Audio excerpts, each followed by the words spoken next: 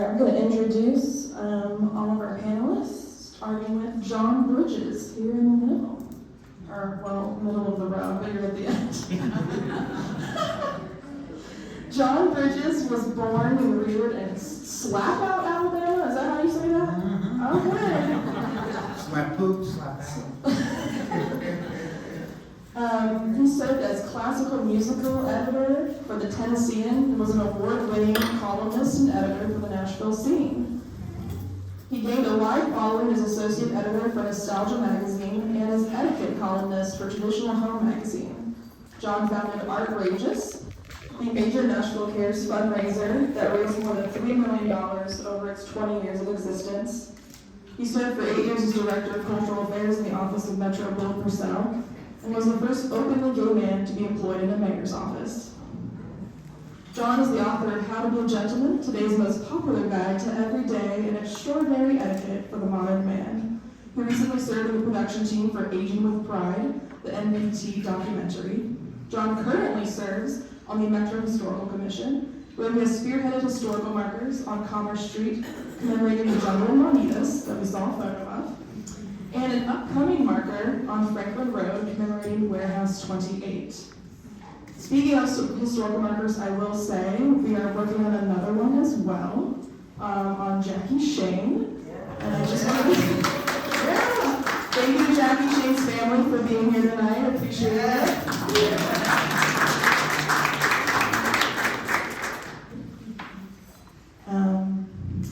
Let's move on to Phil Michael Thomas.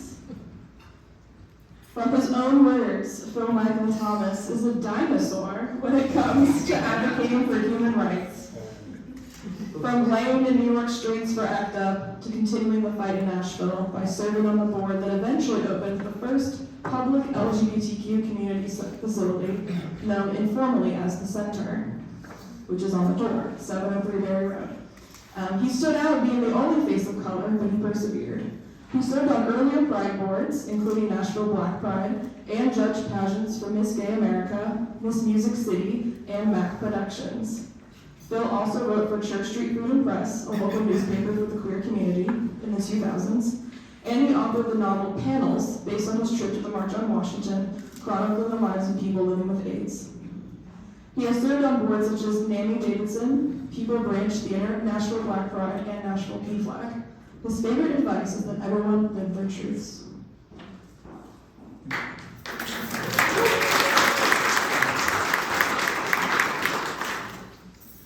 Then we have Mac Huffington.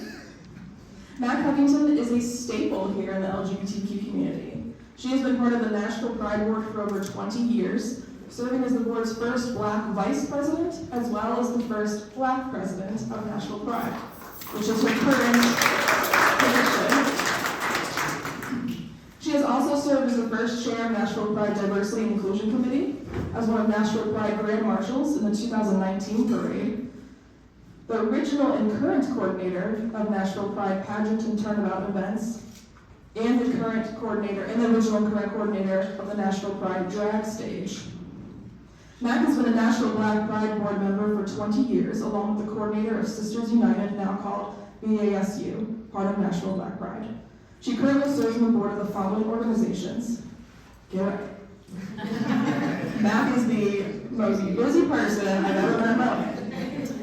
She currently serves on the board for Mashup Nashville, Launchpad, Nashville Big Brother Big Sister, LGBTQ Advisory Council, Grace and Gratitude, and the Bianca Page Foundation. She is also the former LGBT Chamber board member and program committee member, former GSA off-campus advisor at TSU, and the former her committee member with Human Rights Campaign.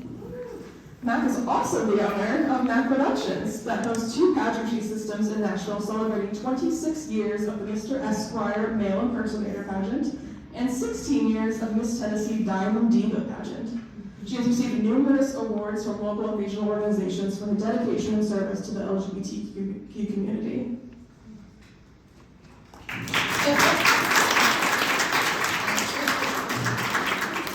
And there is a slight change in our program. Jeff Ellis unfortunately could not be with us tonight due to a personal matter. So we have Tina Louise here filling in. I first met Tina Louise last August at Pecker's off on Hermitage Avenue. She was celebrating her 50th year doing female impersonation.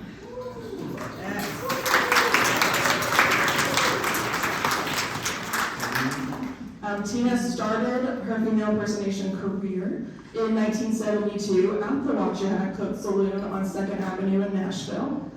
It's Nashville's first drag and dance bar that opened in 1971. She's also performed at the Cabaret in Prentice Alley, Other Side Nashville, the Warehouse 28, the Shoe Complex, and Play, as well as numerous other clubs. Currently, she's performing at Square's Room in the world-famous Prentice Alley. So after this evening, you can go see her there this weekend. Horse riding every month. All right. Let's get it started. The interrogation begins. I'm sorry. No. I'm gonna bounce around, so you'll never know when it's your turn.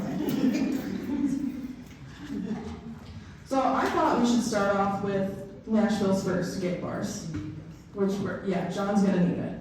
John's first. But John and Juanita's. John, can you tell us about your research on those two gay bars and their influence on the gay community in the 50s and 60s? Well, I'm going to say first, I'm going to point out that I'm putting up a marker over on Franklin Road where the warehouse was. And it's an important, because it was a big dance bar back then too, but it's also the place where Nashville Cares was founded. And all the money was raised by drag queens, okay, lest we forget. And that's going to be on the marker too, even though it's a state highway, it'll be there whatever. So anyhow, when the marker went up on Commerce Street, I had in mind another marker somewhere else that had to do with country music, but that didn't come about. So through a sort of convoluted system, we ended up doing the marker on Commerce Street. Bars such as, or restaurants like the Jungle and Juanita's, bigger restaurants existed in major cities, New York, Chicago, stuff like that. But in smaller cities like Nashville, there were always restaurants or bars if there was an Air Force base or an Army base nearby. And Fort Campbell, or Camp Campbell it was during the war, it was there.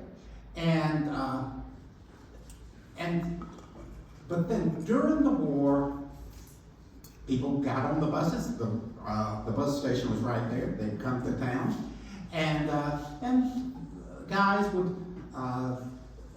I've written stories about a guy who he would bring guys down to the Hermitage because obviously he had a deal at the Hermitage because he was a soldier. Well, you know. So in the early 50s, Warren Jett begins the Jungle. And Jett had numerous bars around town. One of the most interesting to me is the 128 and a half up Capitol Boulevard. That was the name, 128 and a half. And it seems maybe to have had a gay population a little bit. But was Jett gay? I don't think so. He began the restaurant, and it was very successful. It was in Tennessee and everywhere else, and they did articles about it as far as that frequently would serve liquor to underage guys, and also that we still did not have liquor by the drink, and so there would be signs on the front of the bar that said "We mix," that let you know you could get a drink there, but they would mix it for you. And it was not cheap to have your drinks mixed either. So anyhow, and Jett had decided he wanted to have the beer bar next door. It was a Leopard, and then it became Juanita's. And they were popular places. And I guess, and this is what happened in other cities like Montgomery and St. Paul and places like that. I guess word just got around that it was okay to be there for lunch, but when the sun went down, that wasn't where you needed to be. But straight guys had plenty of places they could go. Mike Kelly of Jimmy Kelly's has told me that in the early 50s, when his father was running Jimmy Kelly's, there were 300 bars downtown. Lots of places for straight people to go, you know. So it didn't really make any difference to them. And the Jungle and Juanita's, they were places for good times, but not all the times they were good. The guys got picked up, and there would be frequent raids that did not exactly involve arrestees, but the police would come by and the guys would hide under their tables and stuff when they come in.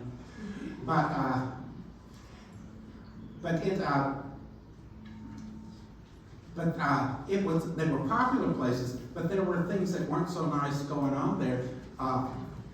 There was a guy, John Cochran, who was killed by a cab driver who brought him there, and they got in an argument over the fee, and he killed the guy. And then the cab driver, he had to go to jail briefly, but then he got off on a work probation thing. They put him in a job. It was a bar, so they made a mistake about that. He had to get out and whatever.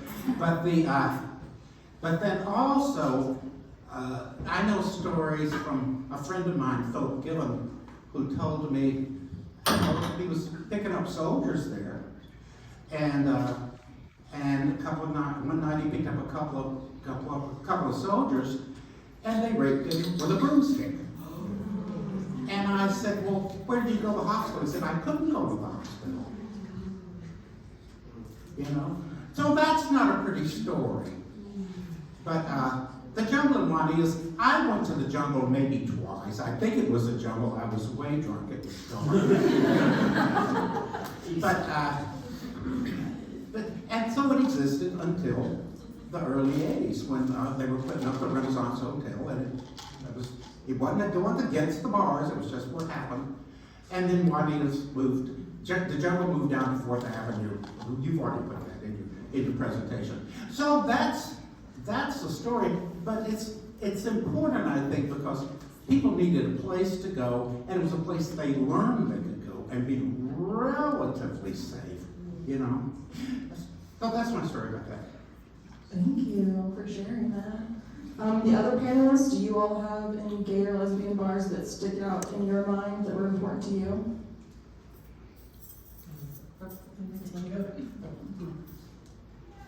Well, for me, would be the Watch Your Hat and Coat Saloon, which was our very first drag and dance bar.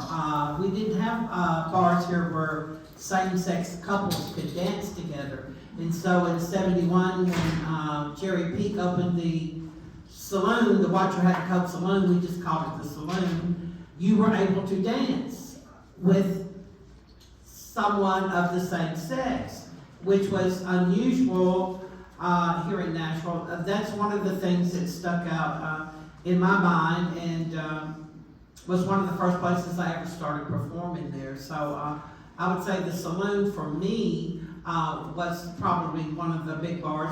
Yes, I did go to Juanita's and the Jungle also. I am not a spring chicken anymore, so needless to say, I've been around. And yeah, I was young, let's say underage at the time when I used to hang out. I didn't necessarily hang out in the bars. There was a parking lot across the street, and honey, it was happening in the parking lot. That's all I can say. If you couldn't get in the bar, you went to the parking lot, and everybody gathered out there. So good times, good times. Can you hear me okay? You mentioned the Watch Your Hat and Coat. Mm-hmm. Jerry Peak, Joe Heatherly, that started Watch Your Hat and Coat. When they closed that later on, they moved into the cabaret in front of Zally, and then also the cabaret on Hayes. Well, the saloon burnt. The saloon, yeah, It burnt. It didn't close. Yeah, that's what I forgot So, that. So they had to move. yes, And no choice. then the cabaret also on Hayes Street, which is not there anymore. But one thing about Jerry Peak that lets you know how popular drag is in this city and what it came from. Okay. Jerry Peak is the one who created Miss Gay America. Yes, yes. The pageant that's still around in all these states, and they still have these pageants all over the country, but it started right here Yep, in Nashville. So it is popular. yep. Historical. So, some of the clubs they went to, I didn't go to. I wasn't here yet, but but I did go to the cabaret on Hay Street, basically where I fell in love with drag and drag kings. So we used to buy a roommate that we called him at that time. You couldn't be gay. We went to the cabaret to see a bunch of drag shows and party and dance. We could dance with each other there. Oh, yeah. And I literally changed my whole school schedule so I could go to the club that night. Didn't have to get up that morning. Go to the club the next night. Didn't have to get up. And so from the cabaret we went. Now I went to Juanita's, but it wasn't this one. I mean not Juanita's, the Jungle. Yeah, we used to go to Jungle. Because there was just a little bit hole in the wall, and we drink and then go to the cabaret.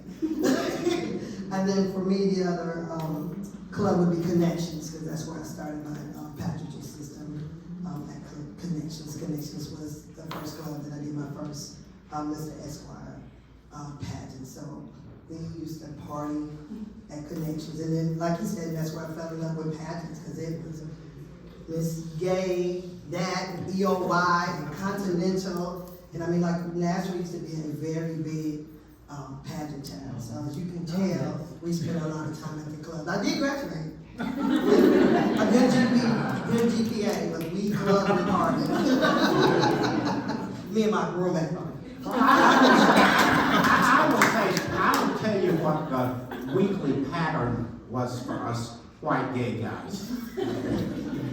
We'd go to the cabaret on Tuesday nights because it was 25 cents a beer, I think, and we would drink until drink ourselves blind. And then on Thursday night we had choir rehearsal, and after choir rehearsal, you got to do what you got to do. And then we'd end up at the warehouse after we stopped in to drink sober. We'd end up at the warehouse. Friday nights there was always a party. That's back when we actually had parties. And we'd have a party, and then we'd end up at the warehouse. And then there'd be out for dinner, and then another party, and then back to the warehouse. Get up for choir on Sunday morning. Then we'd show up at the warehouse on Sunday night when they had a buffet. And so then we had 2 nights off, and then it started again. And we were young ones then, But that's where I made my friends, and so the love. So that's how I lived my life then till there. And what black guy named me was at the warehouse with him. Well, I was gonna segue into talking about the differences between race in Nashville's queer community. Because Black queer people certainly met in different spaces. Can you, Phil, and Mac talk about that a little bit? Yeah, years ago, you had a different universe. Mostly the white gays was in the bars. Warehouse, cabaret, various other bars in town. The black community, for the most part, did house parties.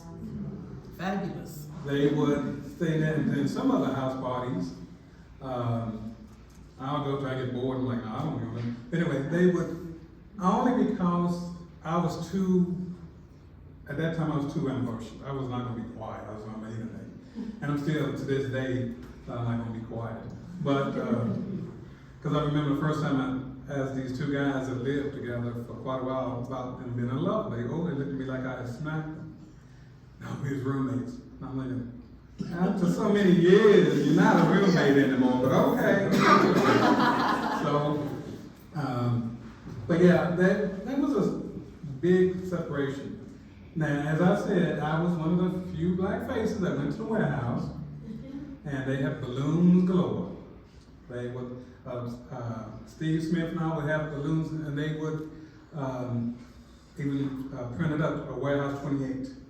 But I would be able to go there. In the corner, they had little barrels that I could sit on, and that was my place, you know. And somebody was sitting there when I came by, I would kind of look at them like, you know, you're in my area, you need to move on. So, but the bars was very, I hate to say the segregated. It really was. Segregated, just say it. Yeah, and I didn't realize until years later that while I was walking into the warehouse, going in and waving at the doorman, going on Landy. that there would be some blacks standing in line to get in with their ID out. I didn't know what they had. I didn't know what they had to ID out for. I've never done that before. Then I realized, oh. And I think at that time, because my preference was dating white guys, that was my ticket. Feels okay. Come on in. Then I got to feeling bad. I'm like, this is not what I call equality. And when I would try to bridge that gap on trying to get some of the blacks to come into where the white surrounding was, they would look at me like, no, we don't do that. We're not welcome. So what you see now is a big change, but it's a positive change. And like to even know that Mac is the president of the Pride Board. It took 30 years. Yes. I just said A it. long time. So I'm gonna come back to you. Well, let me just, can I say something before you do? I want to say that what Phil says is completely right, but I'm sort of getting ahead on your program, I know, Sarah. But I will say that the drag shows, the stage with the drag show going on, was probably the only desegregated area in Nashville. It's just, or anywhere else, really. And that was a time when you had black drag queens and white drag queens. They were all together, and that was one place. One place. For a few hours every night, when you see people of all colors together. No, I was just gonna say Phil's right, even for the lesbians, we did house parties. We probably got invited to a couple of the guys, you know, if you knew the guys, you get invited, but it wouldn't be that many, you know, women there. And I think for me, like Phil, I didn't date anybody white at the time, but because I was doing the pageants and the shows, I went to all the different, you know, clubs and went in, and it didn't matter to me, you know, white, black, whatever. I'm passing out flyers, you know, to everybody, trying to get everybody involved. And, you know, Mr. Esquire was a pageant open to everybody. So, you know, I had black and white and Latino. So we, even though we knew stuff was segregated, it wasn't, I guess because I didn't see that. I mean, I knew it existed, but it was like, girl, I give you a flyer, and you got a flyer, and will you be in a pageant? You know, so it didn't, you know, matter to me. But yeah, we knew it was segregated, and that was just how it was. So this now is great. You can go all the clubs and party and date who you want. And they out holding hands in high school. And, I'm sorry, I'm like, and I was going to say, probably another reason they were, well, I didn't get here until later in the time period, but I didn't come out as much as they did in the beginning because I had a baby for my girlfriend. So I spent a lot of time being a domestic wife. Yeah. Oh, but yeah, that's right. You're still roommate. Yeah, no, that one's been gone, but she didn't do daddy duties like she was supposed to. But I'm sorry. So they got to go out to most of the clubs. But you didn't have choir practice either, did you? No, we got married. You got married at the church. You went to church. No, There's having a reunion up here. Speaking of, so drag was definitely probably one of those desegregated places. Also, if you think about straight people, lots of straight people were going to the drag shows as well, as much as the gay clientele. Especially at the saloon that you worked at, Tina. And as you mentioned, the saloon burned down due to arson. Right. Can we talk about it? You were there that. We do not know that. Well, not for sure. Well, We don't know that the know. arson. Right. No. True. And Jerry will tell you what's an arson. Yeah. Okay. Well, there were so many rumors. A couple of rumors was that a couple of the entertainers set the bar on fire. The main thing that I remember, because I was there that night that the place caught on fire, it happened upstairs where our costumes were. And back then, we used E2000 and all these different kind of glues to make costumes, and all that stuff is very combustible. So if somebody was upstairs lighting a cigarette with all the chiffon and the feathers and the fumes, I'm sure it didn't take but just a little spark to get that going. So that is to me, I think that's more than likely what happened was that it was accidental. But so many different people got blamed because Yeah. it was just how it was back then. And also about the warehouse. Very early after it was opened in 1978, a couple of months after it was opened, there was true arson there, and the place was set on fire. And but the guys from the community sort of piled in and got it up and together in just weeks, and so it was back up and running. So there was arson going on, and whatever. And then, may I reiterate as far as the saloon burning? During that time, okay, the first Miss Gay America pageant was in 1972. The saloon was pretty much at its height here in Nashville because it burned in 73. In 73, they held the Miss Gay America pageant at the Electric Ballroom. Immediately after the pageant was there, that place caught on Yeah, fire. see now that. So that's why everything kind of got, yes, because of, they tried to tie the two fires together. And so there was always all this speculation, but yeah, I mean, it just seemed kind of strange at the time that place would burn after the saloon, before actually, the saloon burnt.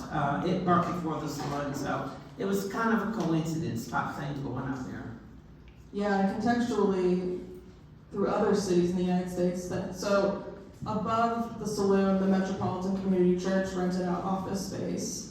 And in other cities in the early 70s, there was arson against those MCC churches. Oh, So yeah, a lot of gay publications thought that when the saloon burned, it was related to all these other acts of arson. right.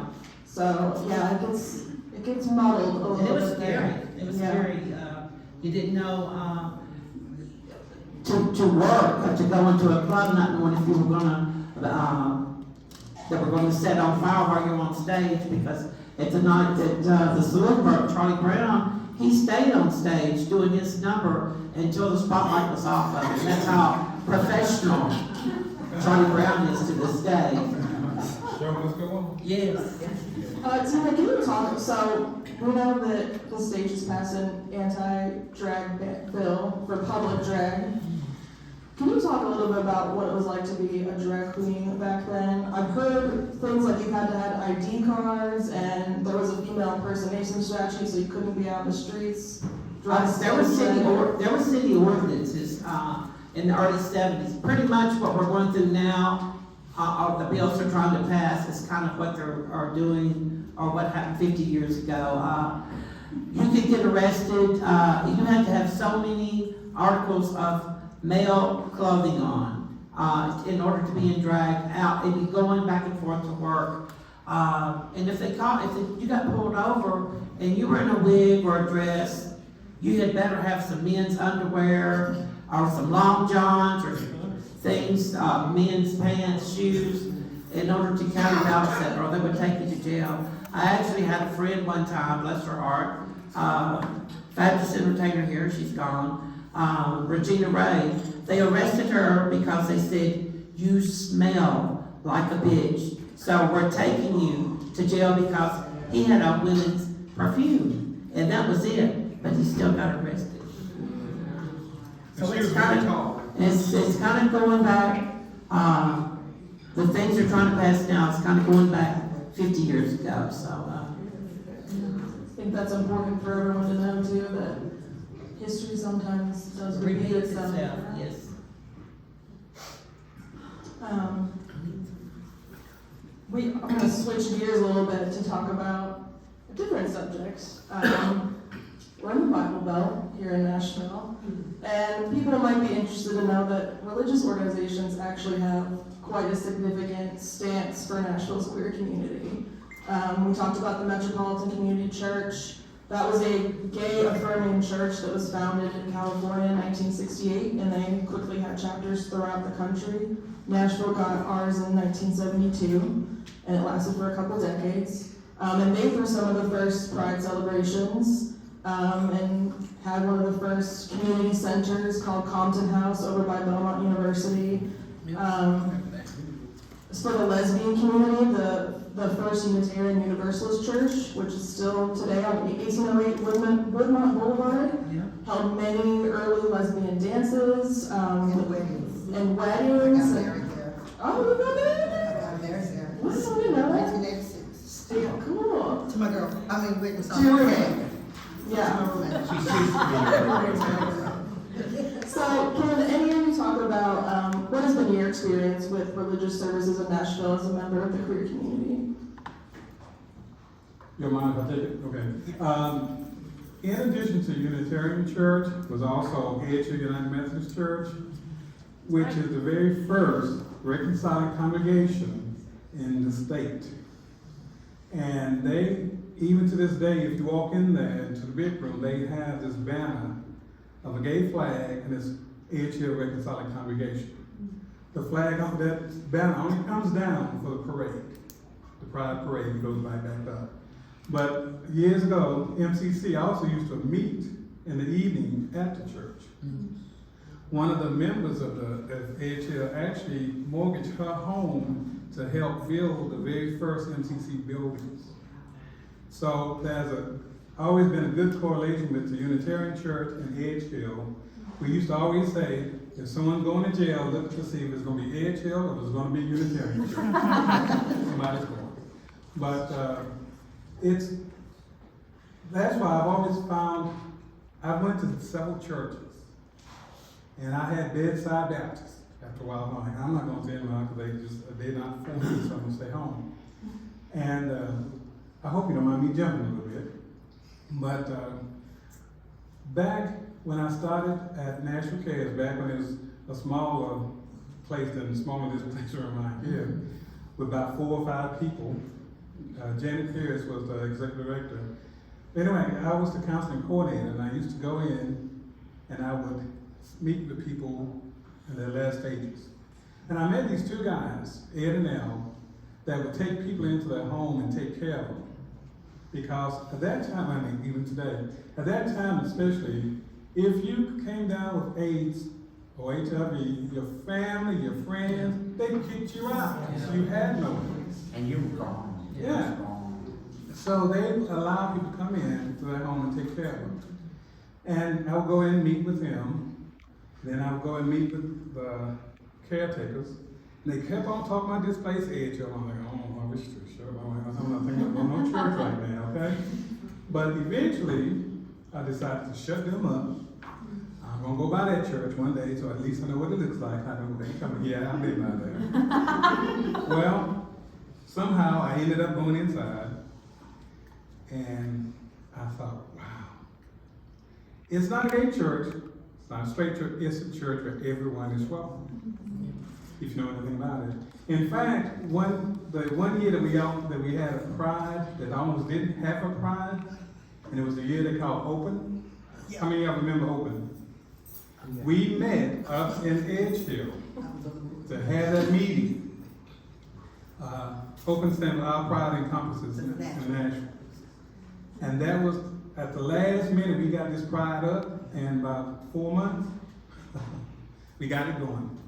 But anyway, there are other churches now, and even now today, it's so wonderful when I go by these churches now and I see reconcile. I'm like, okay, they come around. Where's the end? Who would have thought? You know, because we're conservative, but yet, they had their rainbows on outside of it. They show you. Some show you. You know, and I will, just a little detail, but it's just supporting what you were saying, Phil. Nashville Cares, once it got going, it was in a closet in the corner of the MCC, the first MCC. That's where it was. And I remember when I was at a fundraising committee meeting for Nashville Cares, because I wasn't good enough to do the CARES things. I can raise money, but I can't be with somebody when they're dying. I just wasn't good enough for it. And that's what our outrageous got on. But I remember we were meeting in the church, and back in the closet in the front, it was what Nashville Cares, it was a little office. And Janet was there, I remember her well. But I want to say this too. I've always been an Episcopalian. But, well, you know, God help me, I've been Episcopalian. But in the Episcopal Church, at least at Christ Church, it's Christ Church Cathedral now. But at Christ Church downtown, it's always been a very open place. Lots of gay people there. So I've never felt uncomfortable there. I've always felt totally welcome there. It may just be me, it's not just me, but it's possible to be open and welcome even in a traditional church. It really is, I swear. So there. I'm checking the time. 7:10. It's 7:10. Yeah. Perfect. Well, let's go back to Pride then. Can you all tell me about some of the early prides that you remember? And then Mac, I want, since you are the current president, will you please tell everyone what you would like them to know about Nashville Pride? You want me to tell? First pride, we had, and I think you saw pictures of it during the first presentation, was at the Dragon Park. I believe it was 87, 88. Yeah, Fannie Mae Dees Park was the Dragon Park, is what we call it. And it was nothing but just a bunch of cars. We didn't have floats. We had signs, and people would come. I remember, I think I was working at Colette's Hot Mess. Anyway, you had to know Colette to understand where I'm coming from. But anyway, she had a convertible, and a couple of us rode in her convertible to the drag queens, that is, to show off. But it was very minimal at the time, but it was a start. So look how far we've come since then. Yes. But you know, that preacher, what was that preacher's name? Bill Perry. Bill Yes, Perry, yes. out on the street corner every day, during the festival, and just preaching the word. But he was there traditional. He was there every year. Every year. Every year. But when we stopped visiting them, we wondered what happened to them. Who cares? So, of course, I was there a couple of times with Phil when it was open. So I remember us trying to save Pride and get it going. I remember Pride at Centennial Park. Yes. Me and our festival director actually laughed because we used to walk the park with chalk, and that's how we marked off the visitor spaces. So what happens now is we've actually hired people to do that. We used to have only one stage in Centennial Park, so the drag and the lineman, all that was at that one spot. Like I said, in the park, you just brought your lawn chair and you just sat all day out in the sun, and that's what it was in Centennial Park. From there on, we went to Riverfront. Yeah. Of course, I was one of the ones that didn't want to go to Riverfront because the festival was supposed to be in the park. That was our tradition. Let's be in the park. Yes. Rained like hell that year. Rained like hell that year. So when we went to the Riverfront, of course, it was fantastic. And before we moved to the Riverfront, I should be ashamed of myself, and I remember the president's name. But he was in love with drag, and he wanted to have, more drag at the festival. So that's how kind of the drag stage got started. I was the only person at that time who knew anything about drag kings, and he wanted kings and queens and everything. I said, oh, I can do that. So we had it, of course, at the riverfront, great success at the riverfront. Again, when it was time to move to Public Square, I was the one that didn't want to move to Public Square, because we doing a fantastic job at the riverfront. Why do we keep moving around? So of course, we get to Public Square, and I get a fantastic spot for the drag race, because now it's okay to be at Public Square. But we rapidly outgrew that, and we're now at Bicentennial Mall. So I guess to answer your question about the current festival, we are having a festival. Do not fret. Might look different based on the laws. We may or may not, be able to have drag, but we're going to have a festival. We are going to be out loud and proud and have a fantastic festival. We are still planning, beforehand, we are planning still for the parade. Like I said, it might look different. Our statement is we're going to put on a legal event, but you as individuals, you come whatever way you want to come and you want to be, but there's going to be a festival, y'all. You have what you want to be?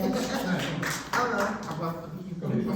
I'm gonna say this, and I think I can say it with confidence, that we're glad we live in Nashville.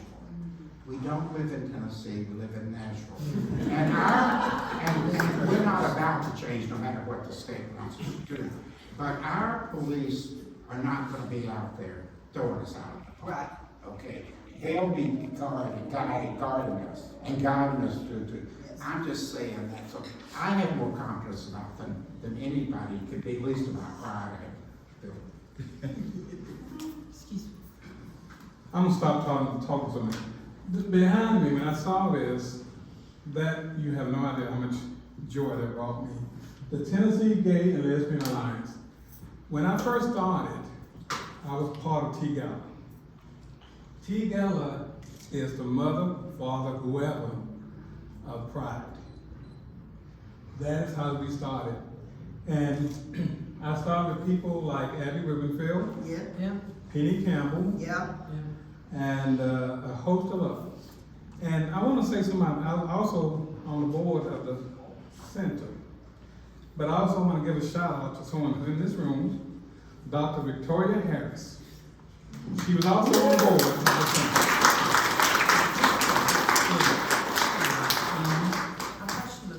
Yes. Mostly HIV and AIDS, the first 3 AIDS walks. Mm-hmm. Yes.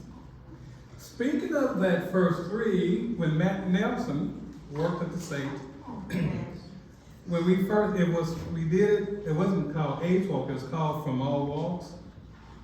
And at the time, we was also doing it with St. Thomas.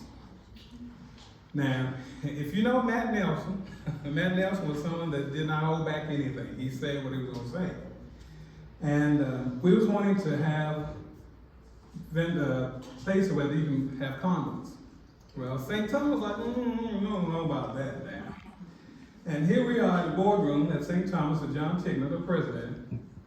And it got a little hot and heated. And the next thing I know, from my walks of life, we had some condoms out there.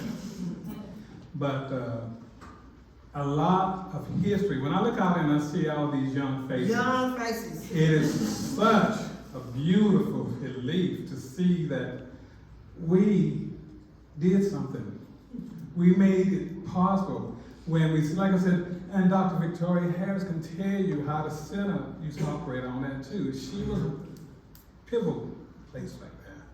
But we was there for people.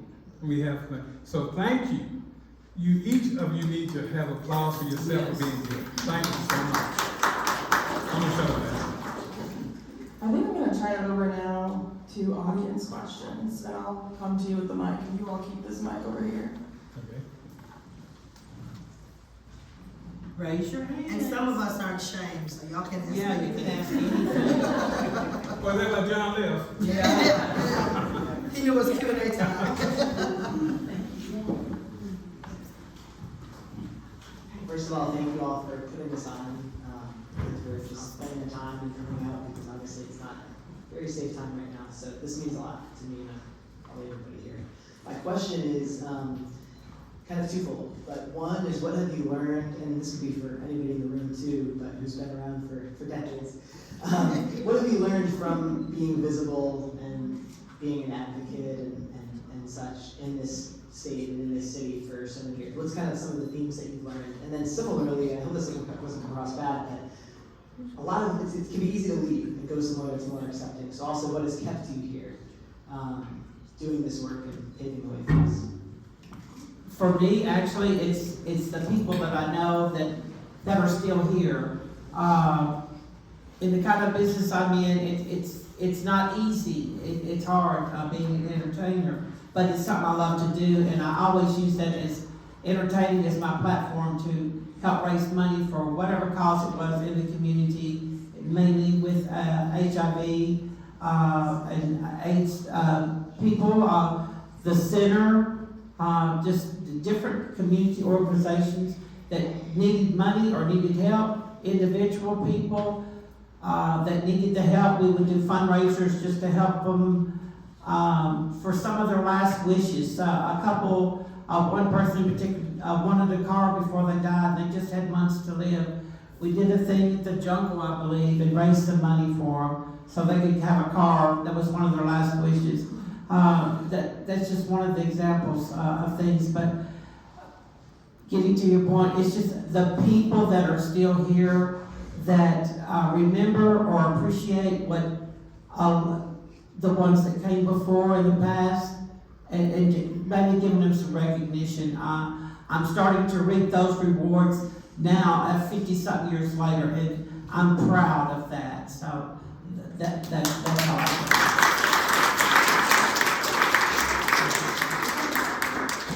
What I've learned that I have lost over the years, I've lost people only because I was open, verbal, who I am. When I do something, when I speak, I use my whole name. I used to write for the Tennessean, let me clear, letter to the editor to the Tennessee, and I had my name on it complete. And, because I wasn't going to back up. I was not. But at the same time, while I lost some people because I was too whatever, I was able to help some people along the way that came to me and said, thank you. And I didn't think about it, but at the same time, so what? At least when these people moved away, they gave some space for people that needed to be there.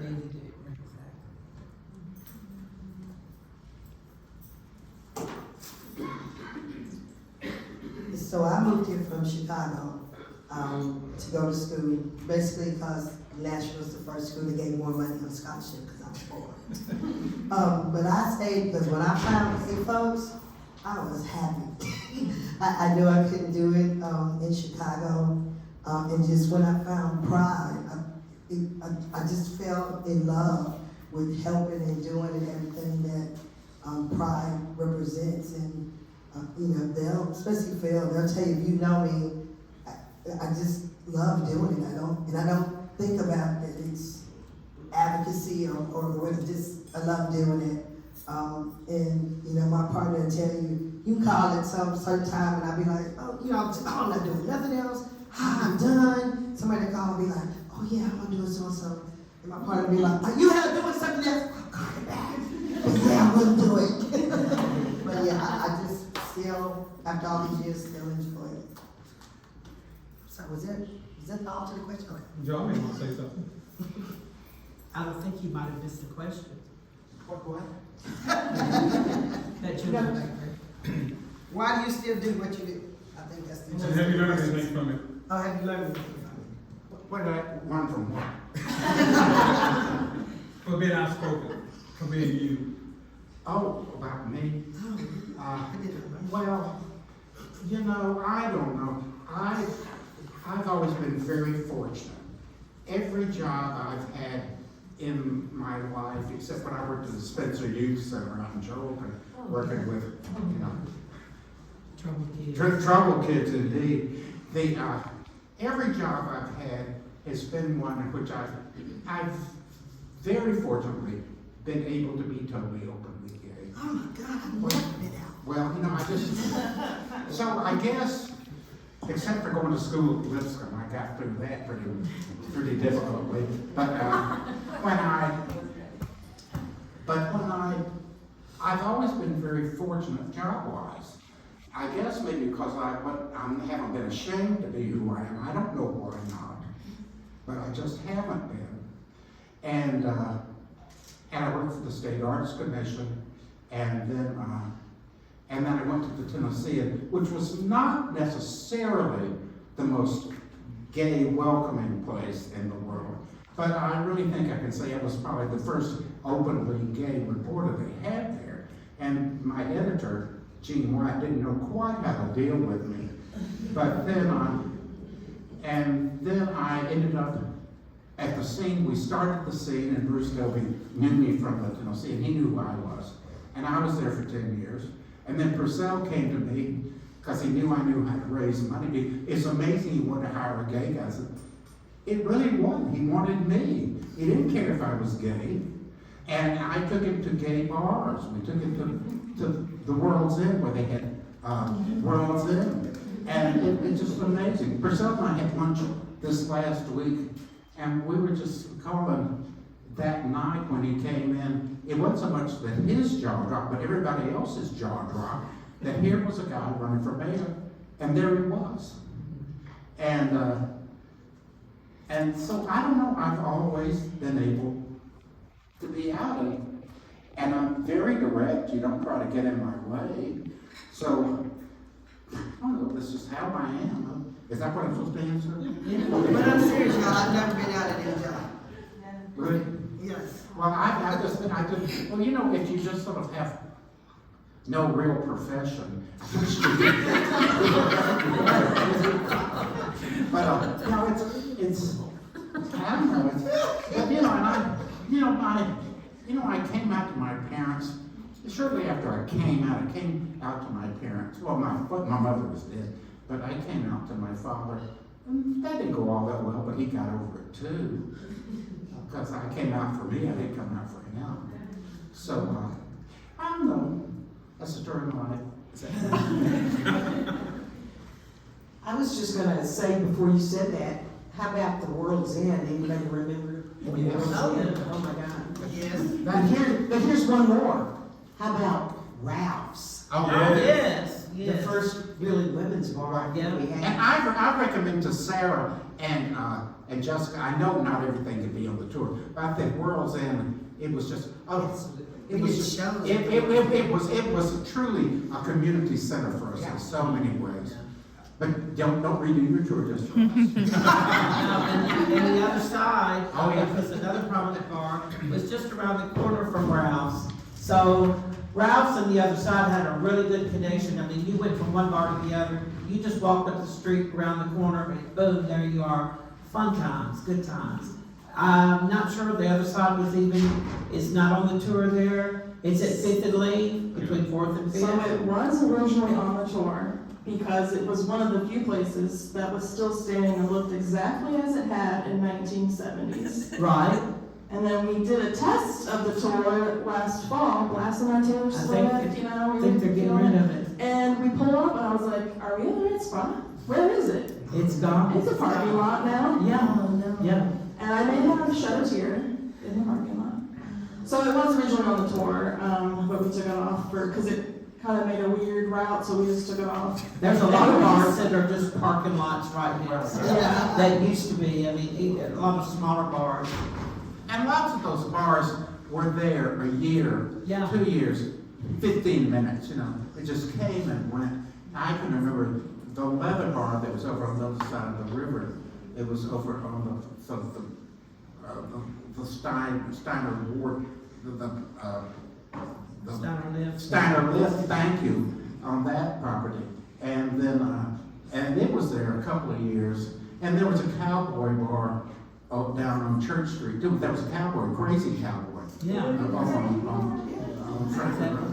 But, so these bars just came and went. But it was so good to have so many, because if you had a particular kind of activity or kind of guy, or I'm sure in women's world too, but if you had the kind of guy you wanted, you knew where to go to find it.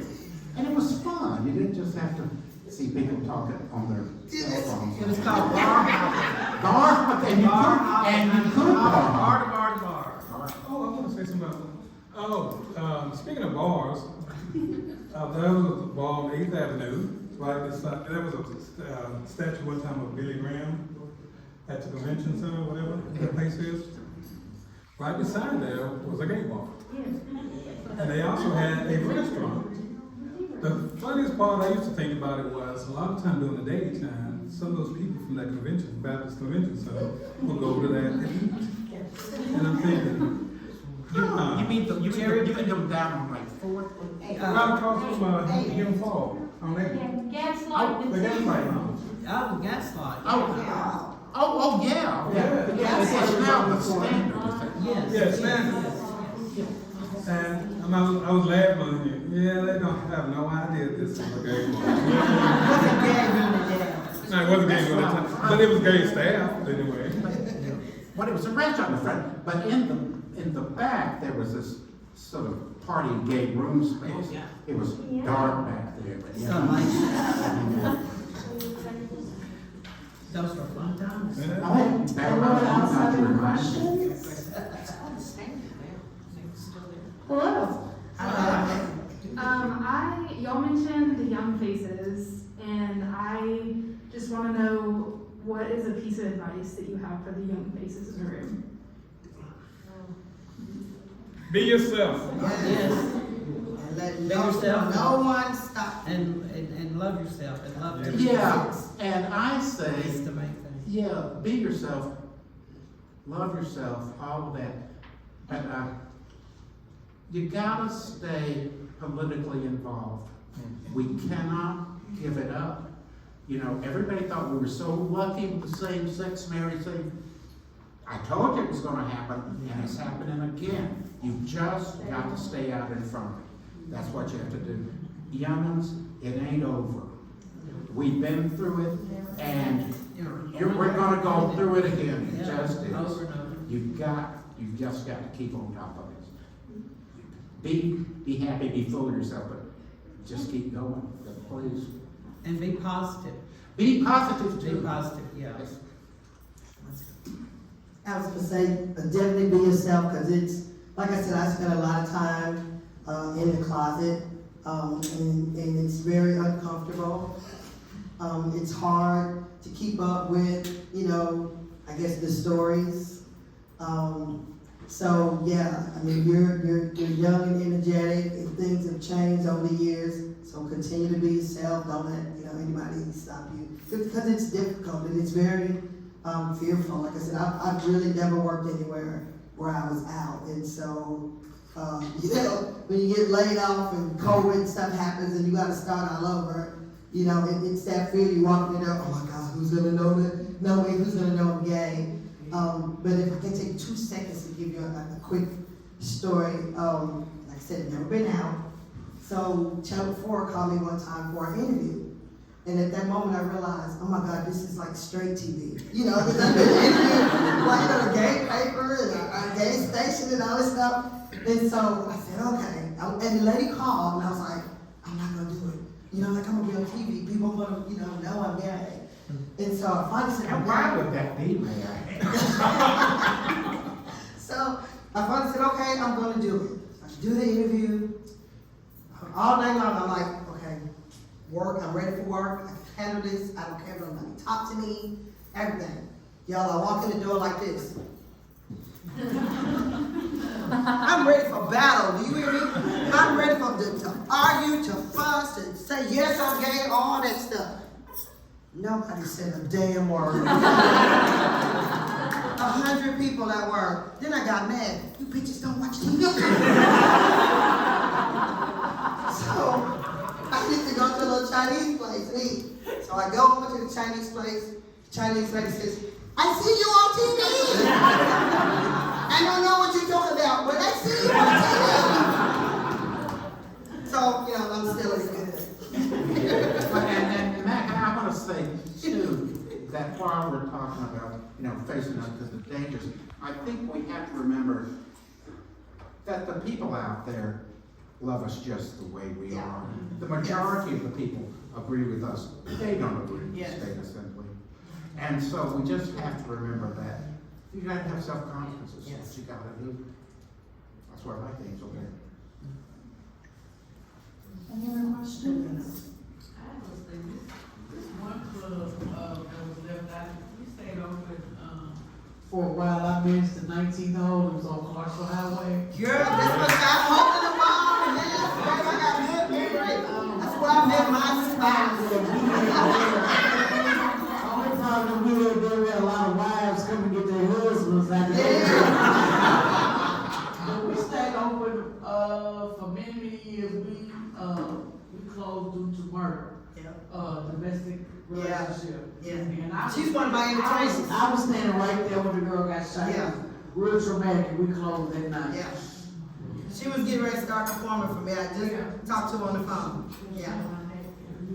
That's where I met my partner, our little hole in the wall club. Is that your room? That's my room, 20, no, we ain't roommates, baby. We've moved 26 years. Just checking. But we met in the club. Anyone else? And stayed together. Okay, so as these laws are getting passed, we're seeing that I'm seeing the community turn towards one another for more help, right? For like mutual aid. And I know that that's been a thing throughout LGBT history, particularly around the AIDS epidemic, but I'm also thinking about just stories or ideas or thoughts y'all have about taking care of each other when the state was doing what it was, right? Like when your drag queen sisters got picked up, or when somebody got kicked out of the house, or somebody was dying of HIV and nobody was there to take care of them. Like, what are the things that y'all were doing to take care of each other? I took people in my home with my mom. I lived with my mom. She didn't mind. I mean, even when 40, 50 years ago, I even brought friends that their families wouldn't accept them. So they needed a place to go. I'd bring them home with me. My mom, dad had no problem with it.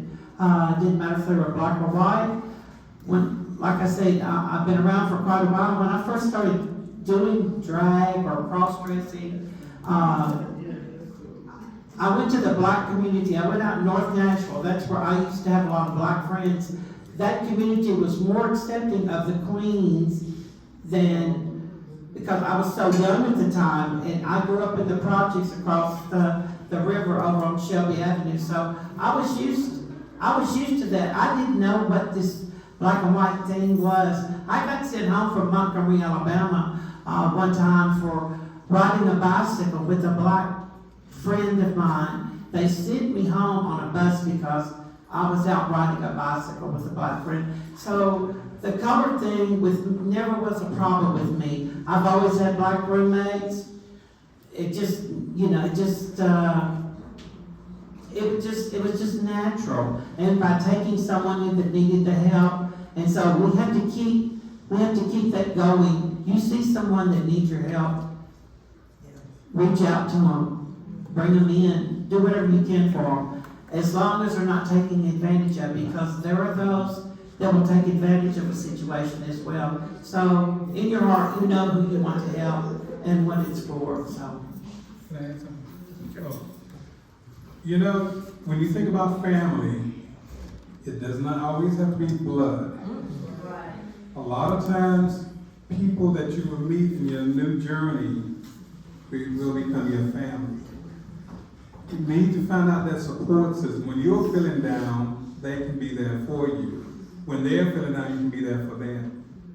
You know, basically just realize that that's why we learn how to take care of ourselves.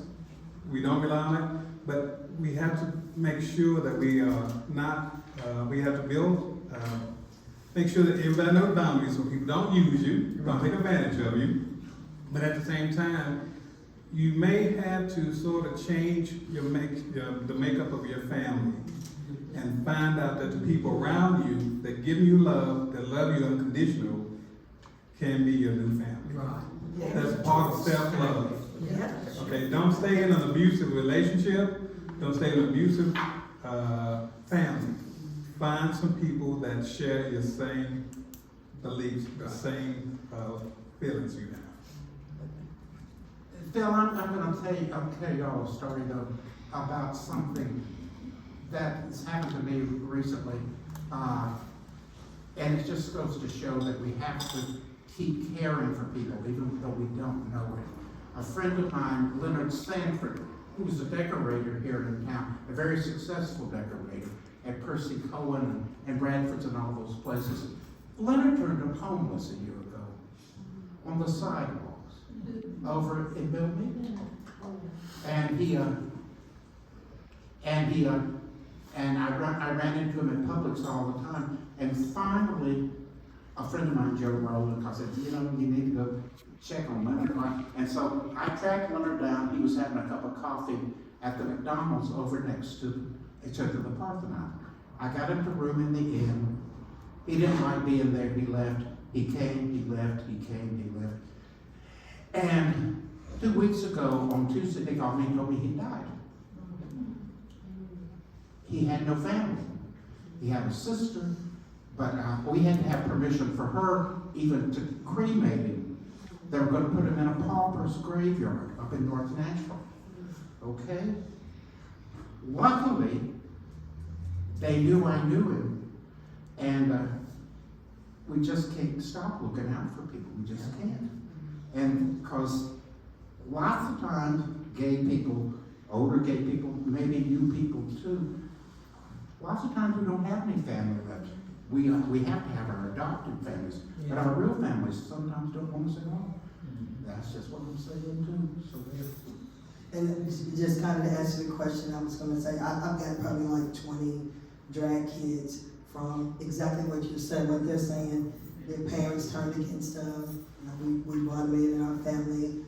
Some of them were part of the production company. The production company, we travel around with the other pageants, and stuff like that. But a lot of them don't. Their parents turned them away once they said they were gay, stuff like that. I personally, both my parents are dead, and I don't know grandparents, nothing like that. So for me, like I said, the production company and the drag family, those are my kids. They are, we celebrate birthdays and people getting pregnant, and breakups, and we go out to dinner together, and stuff like that. So I mean, they're my family. So and I think a lot of drag families, have started like that. I'm sure white families too, but a lot of the black community, you'll see a lot of that. People have bond together in drag and become families because their parents or families have put them. We all got children. Yeah. We have time for one more question. We don't mind. These people aren't shy. What did you say? I said, remember, these people aren't shy. Sure. Alright, what well, else? I'm gonna hand it over to Jackie Shane's family. Yes.